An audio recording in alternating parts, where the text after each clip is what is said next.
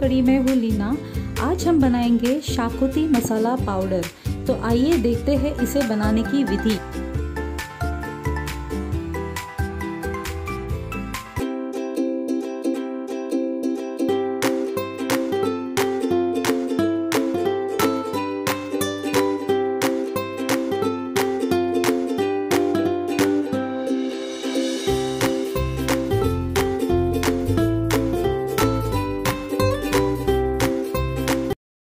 अब सबसे पहले हम सारे मसालों को एक एक कर अच्छे से भून लेंगे।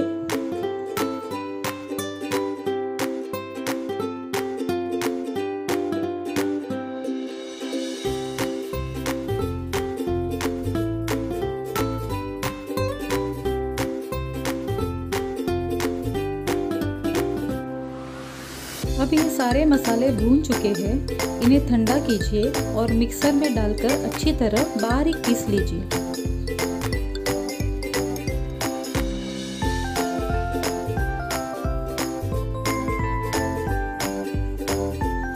शाकुती गरम मसाला पाउडर रेडी है। इसे ज़रूर करके रखिए। इसे 1-2 हफ्ते तक हम डिब्बे में स्टोर करके रख सकते हैं। लेकिन उससे पहले मेरे चैनल को सब्सक्राइब करना और लाइक करना मत भूलिए। Thank you, bye.